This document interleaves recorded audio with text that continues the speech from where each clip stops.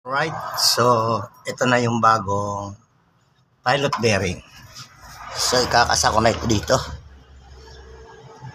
So bago pala ikasa, isukat ko muna dito sa kanyang main drive.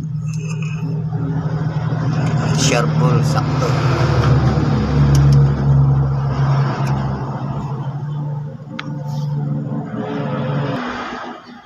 So yan, saktong-sakto. So, mas maigi na yung sinusukat natin sa main drive bago ikabit sa flywheel.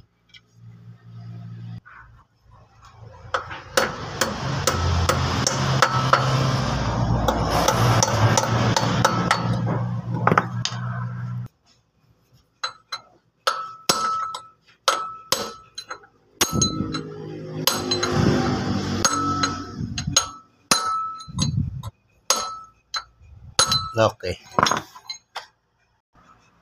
So, ito na yung bagong clutch disc. XCD Japan. Ayan. Ganda. Ganda rin ang price. So, isusukat ko muna ito sa main drive. So, ayan. Saktong-sakto.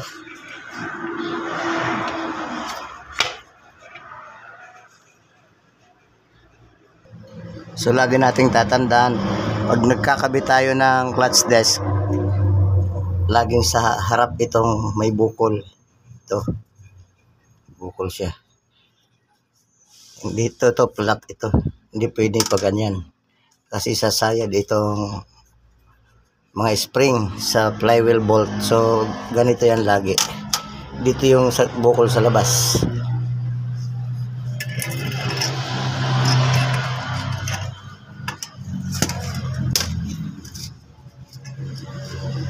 May tatlo itong guide or dowels yan.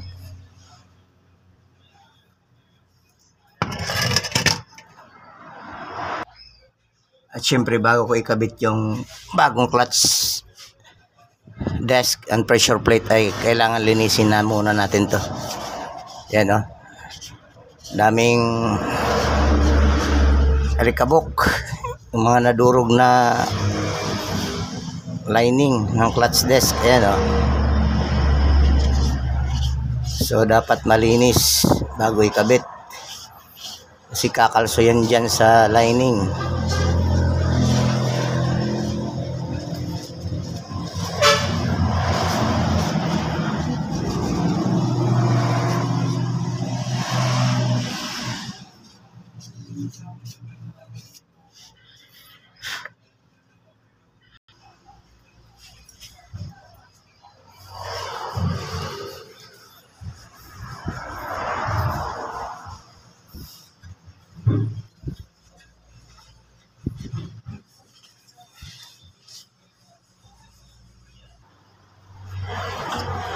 Ikakabit ko na yung bagong pressure plate at clutch disc.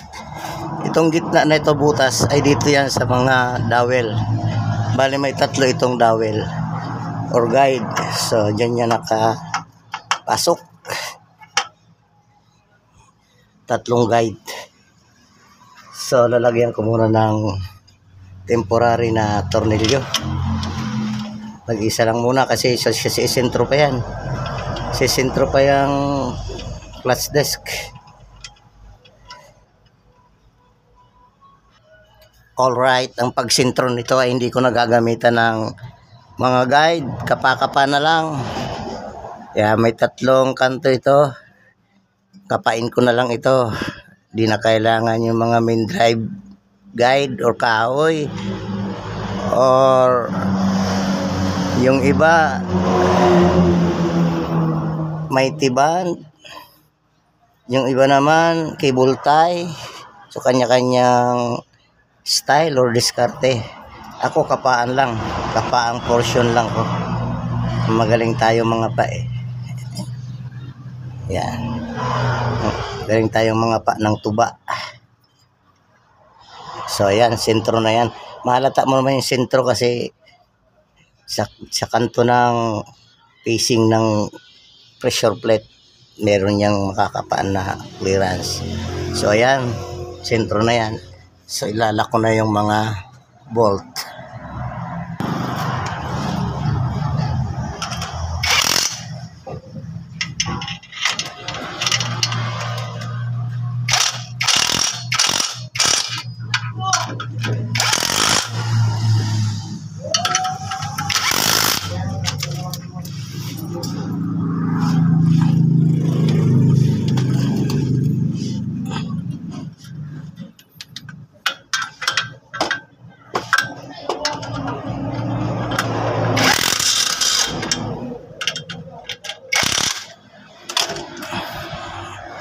Alright.